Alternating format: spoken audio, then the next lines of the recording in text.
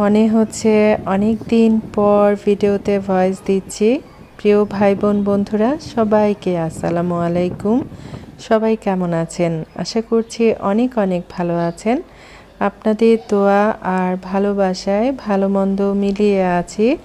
তো সকালের নাস্তার আয়োজনে নুডলস ছিল, যদিও আমি রোজা আছি আর এভাবে একদম সাদা সিধে ভাবে নুডলস রান্না করলে সেটা আমার মেয়ের আবার অনেক বেশি পছন্দের। তো ঠিক আছে, থাকেন আমার সাথে। আজকে কয়েকদিন থেকে কি পরিমাণ রোদ উঠে আর কি পরিমাণ গরম পড়ছে তা আমরা সবাই অবগত আছি। সবাই খুব বেশি বেশি সাবধানে থাকবেন, খুব বেশি বেশি পানি পানি খেতে হবে, শরবত খেতে হবে। আর এখানে রান্না করার জন্য এই যে হাঁড়িতে তেলটা গরম বসাই দিয়েছি। আর এখানে আজকে চিকেন বিরিয়ানি রান্না করব। যদিও গরম, তারপরও ইফতার আয়োজনে থাকছে আর কি। আর মেয়ে তো আমার চিকেন বিরিয়ানি খুব বেশি পছন্দ করে। এখানে আলু, পেঁয়াজ, কাঁচামরিচ, কিছু কিশমিশ আছে।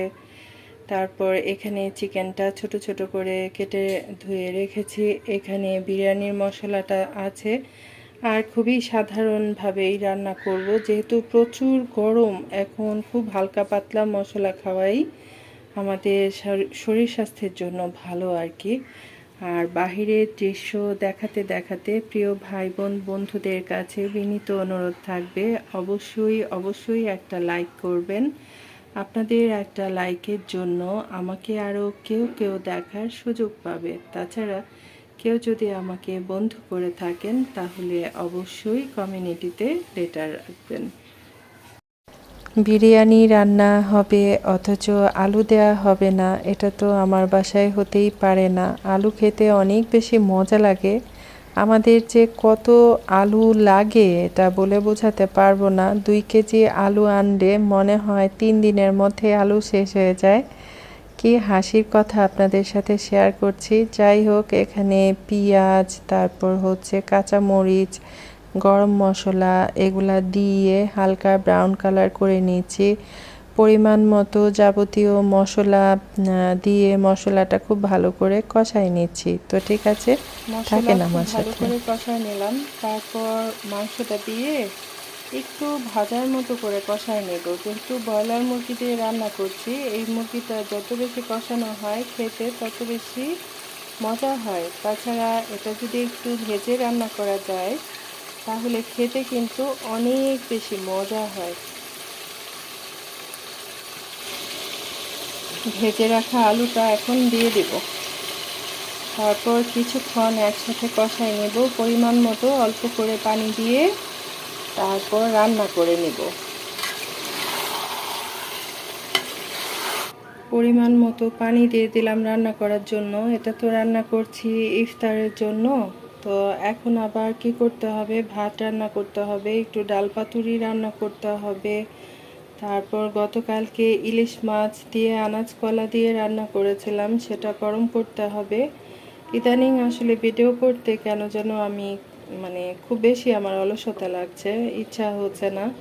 শরীরে একদম এনার্জি নাই, মনেও এনার্জি নাই।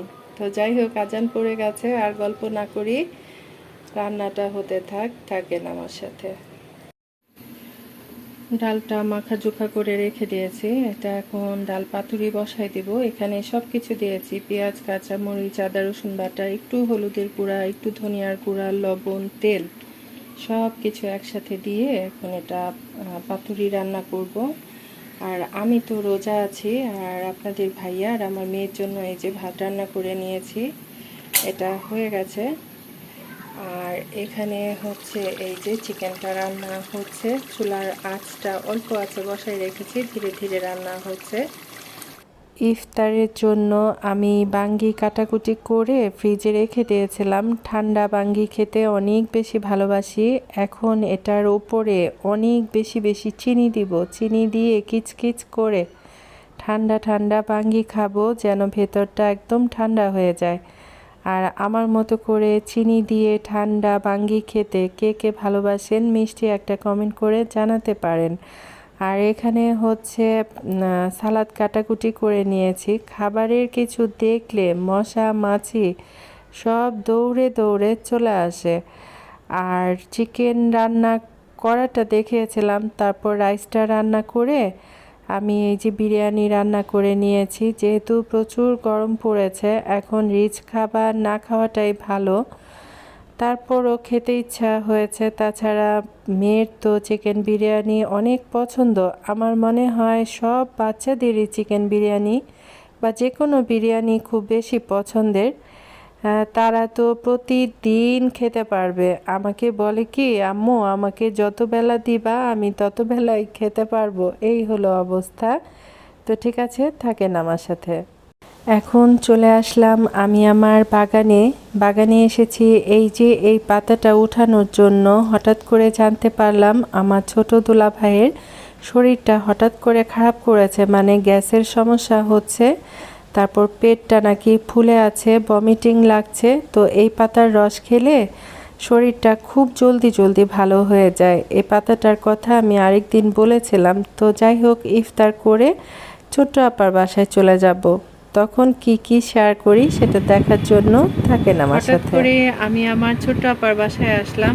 আর ছোট্ট আপার বাসায় যখনই আসি না কেন আপনাদের জন্য বারান্দা থেকে একটু ভিডিও করি, কারণ বারান্দা থেকে ভিউটা এত বেশি সুন্দর লাগে, এত বেশি সুন্দর লাগে। তাছাড়া হয়েছে কি, এত গরমের মধ্যে এখানে এত বেশি বাতাস, আমার মনে হয় বাতাসের শব্দ আপনারা পাচ্ছেন।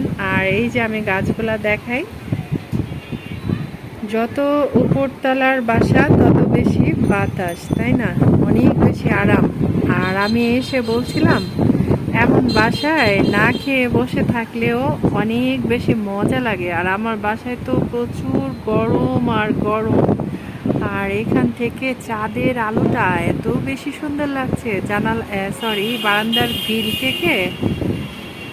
গ্রিল থেকে দেখতে অনেক বেশি ভাল লাগছে।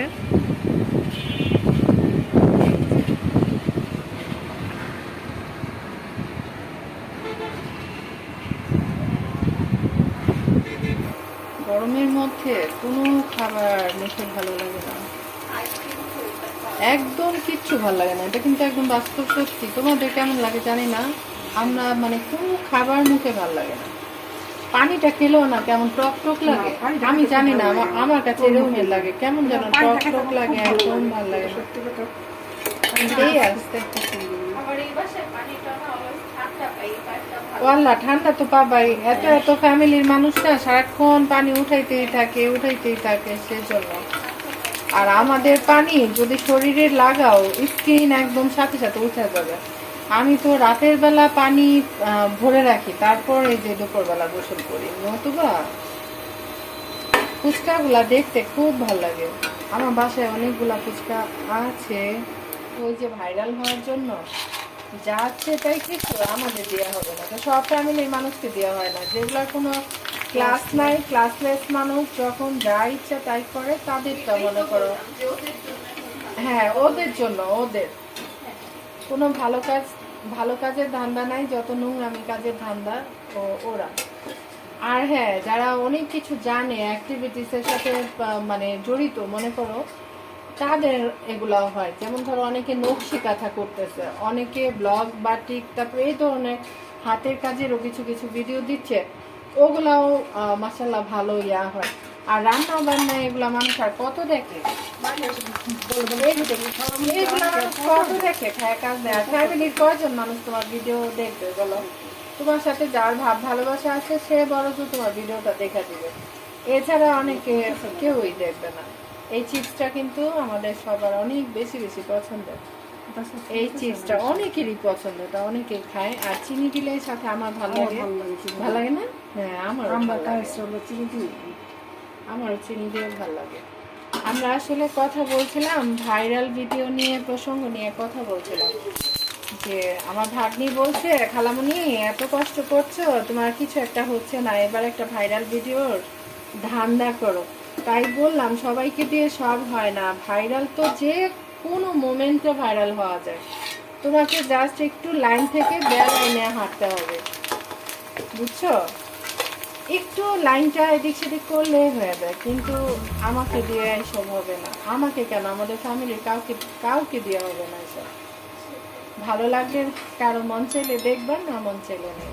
আমি হচ্ছে এরকম হয়ে গেছে না, এই যে